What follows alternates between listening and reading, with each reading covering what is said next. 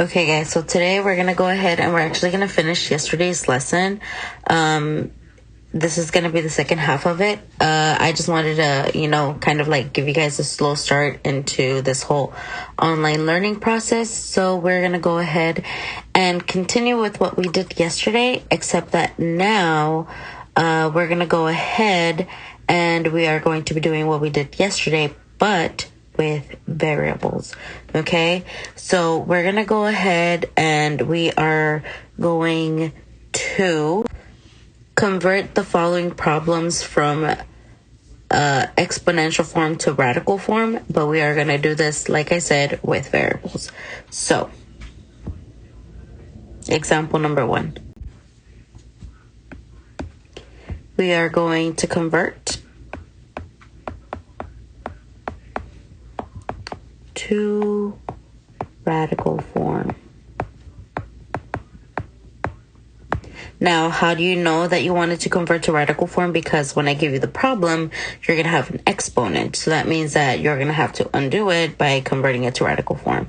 So for problem number 1, we're going to get x to the power of 3 over 7. And this continues with yesterday's lesson with m over n, right? So I'm going to go ahead and convert this by looking at the denominator. The denominator tells me that that is my index.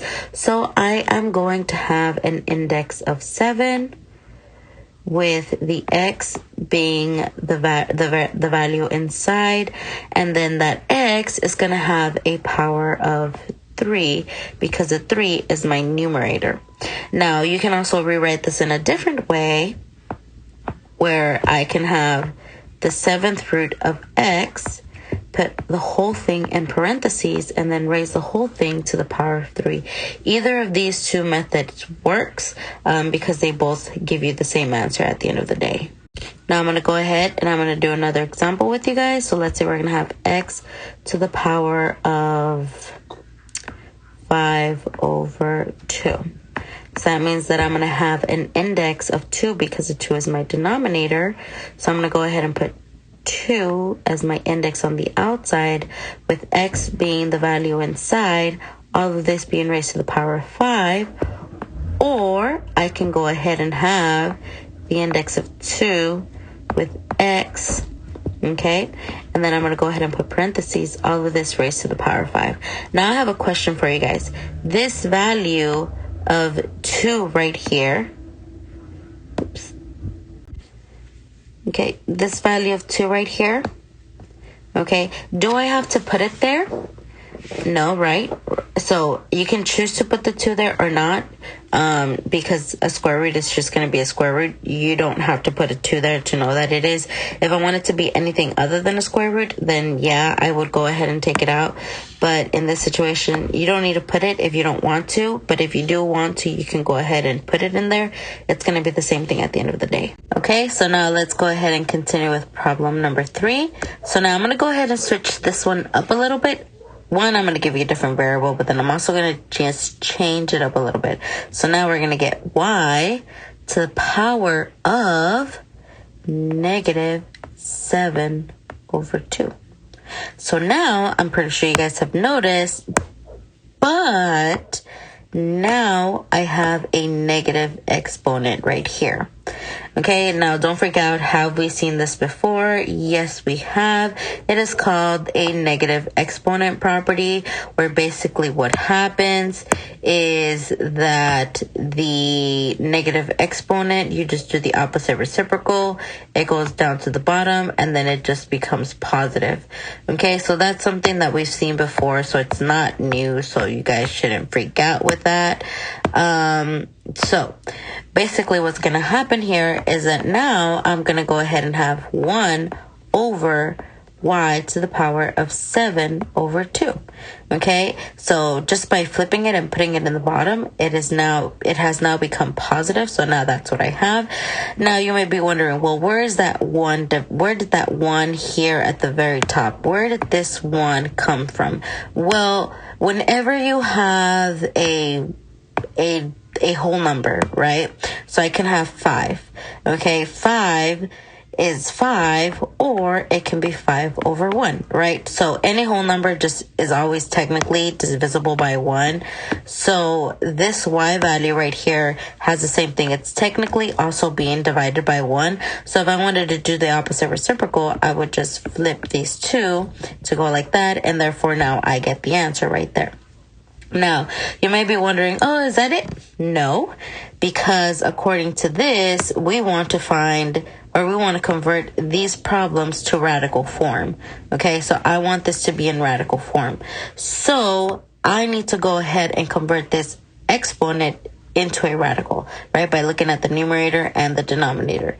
Since the denominator here is 2, that means that is going to be my index of 2. So I'm going to have 1 over the squared root of y to the power of 7.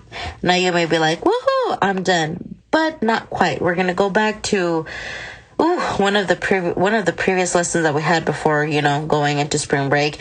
And that means that I want to go ahead and separate these y's because I have 7 of them. And this index right here is telling me that I want to group them in groups of 2. So 7, if I want to group them into groups of 2, I can get y squared, y squared, y squared with the leftover of 1y, right? Because 2 plus 2 plus 2 is 6, plus 1 is 7. So these y squareds are going to cancel out with the radical of 2, and they're just going to go outside. If you guys remember that, I'm going to go outside. And how many y's am I going to have? 1, 2, 3. So now I'm going to go ahead and get 1 over 3 square root of y. Why? Because I only had 1 left over. That one did not have a power of 2, so I could not cancel it out with the radical. So therefore it just stays inside.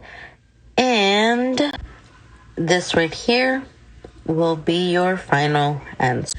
Now let's go ahead and try to do the opposite of that. Let's go ahead and convert to exponential form. So for the next problems, we're going to go ahead and we're going to convert the following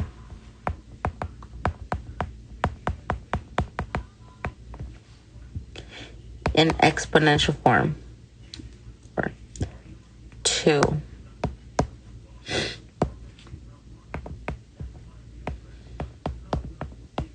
to exponent form. The first example that I'm going to give you is the square root of a to the 5th. Okay, now remember, the index, which is the number on the outside right here, is your denominator, and the number on the inside right here is your numerator. So, I actually talked about this before. If I don't have a number out here, the automatic number that I know it's going to be is going to be a 2, right? So that means that my denominator is going to be 2, and my numerator is going to be the power on the inside, which is going to be 5. So how do I convert this to exponential form? Doing that. And therefore that right there is my final answer. We can go ahead and do another example. Let's say we get the squared root of x to the power of 6, right? So if I do that, I'm going to end up getting x to the power of 6 divided by 2, because the automatic index here is 2. That's the denominator. This one's the numerator. So now I get that.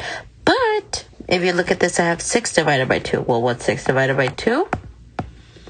3. Simplify it always if you can, and therefore that right there is my answer. Now let's say, what if I have a problem where my index is not 2? Let's say I have an index of 5. Well, that's totally fine, because it's still going to be your denominator. So I'm going to get the square root, the 5th root of, let's say, y to the power of 3. Well, denominator right here, so I'm going to get y to the power of denominator of 5. This one is my numerator, so it's 3 over 5. And that right there is my answer. And that right there, guys, is how you convert from radical to exponential. Just remember that the number on the outside, okay, the index, right? This is called the index. Okay, and then whatever value you have here, let's say A, this right here, oops, what happened there? A, okay, this right here is called the radicand, and this right here is called the radical. So then whatever happens here, that right there would be considered the exponent. So this one right here will always be the numerator. And the index right here will always be the denominator.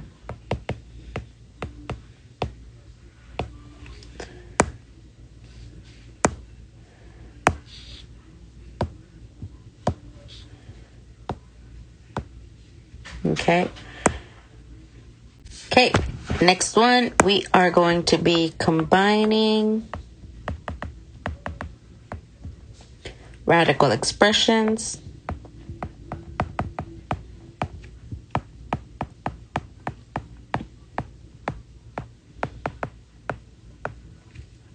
But we are going to have different indexes.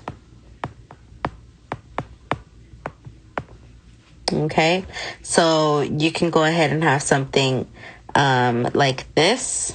And the question is going to be, what is the simplest form?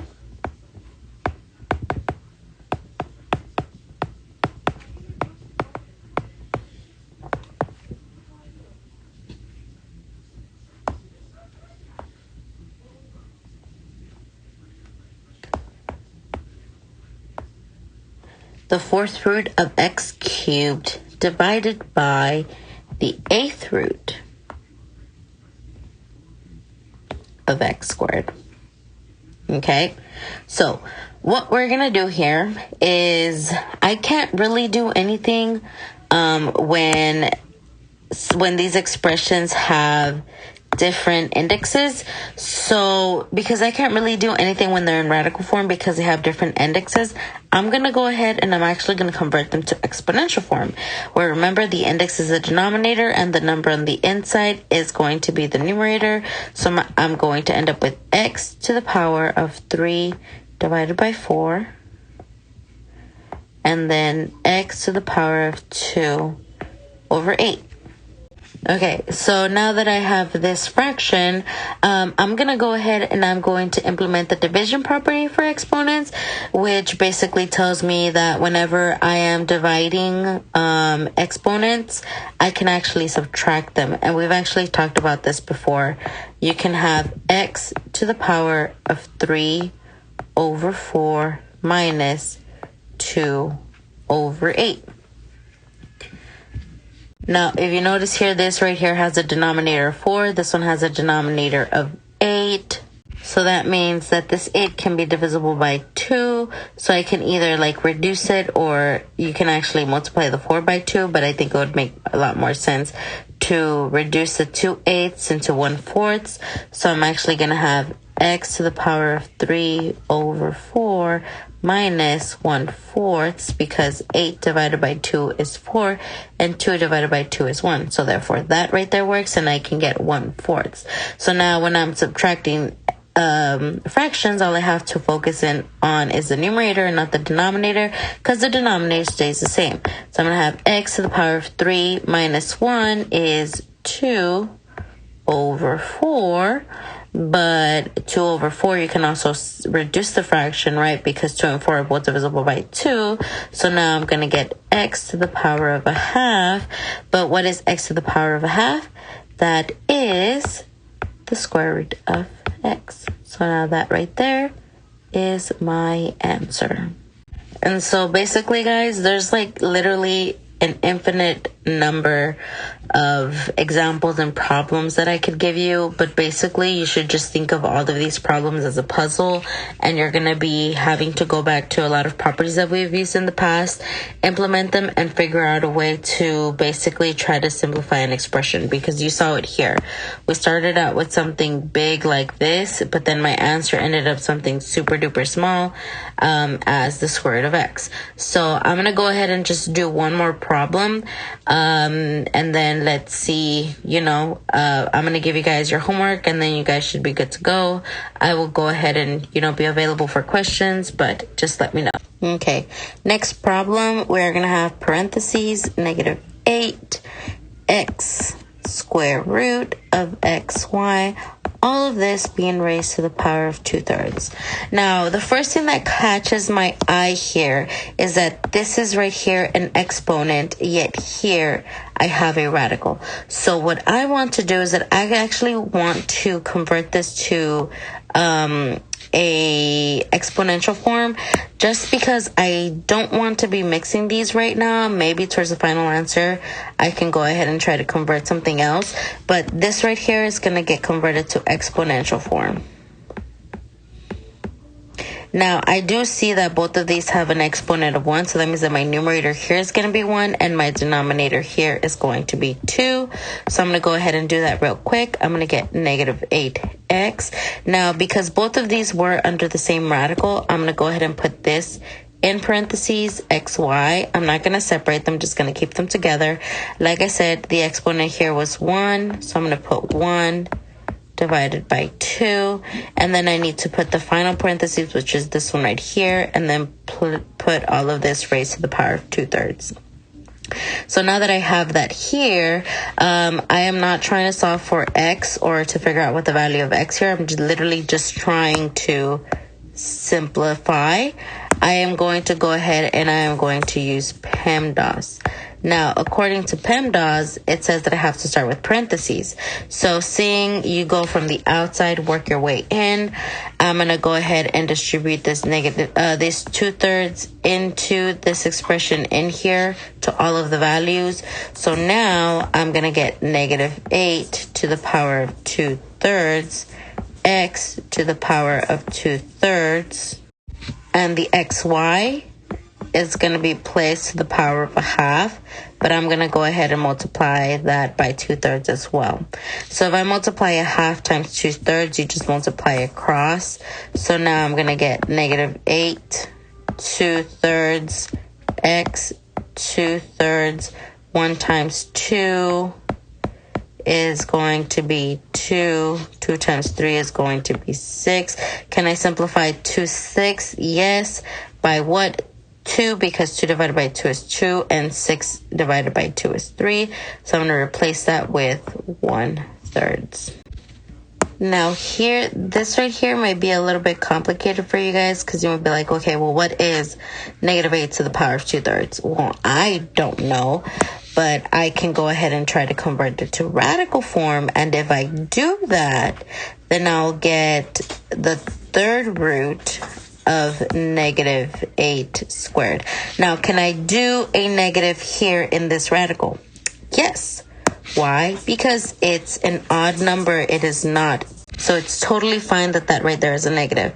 So now all I have to do is figure out, well, what number can I multiply times itself 3 times to give me negative 8? I think we already know what the answer to that is, and that is going to be 2, because negative 2 times negative 2 times negative 2 gives me negative 8. So what is that going to be? Negative 2 squared. And I put the squared here from whatever was left in here. So instead of putting this, I'm now going to be putting this. So from here, I'm going to go to get negative 2 squared, x to the 2/3. And now this, I'm going to distribute in here twice. So I'm going to get x to the power of 1/3, y to the power 1/3. You can go ahead and combine like terms here.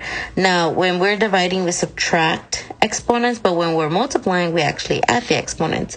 And this is perfect because the denominators here are both the same. Denominator 3, denominator of 3. So that means that all I have to do with the 2 and the 1 is add them together. And then also what's 2 plus 1? It's 3. So now I'm going to get x to the power of 3 divided by 3. And then negative 2 to the power of 2 is going to be a positive 4 y to the power of 1/3. And then what's 3 divided by 3? 1. So my answer is 4x y to the power of 1/3. Excuse my dog in the background. And that is all I have for you guys today. If you have any questions, please let me know. I will share the homework with you guys through Teams. Have a nice day. Talk to you guys later.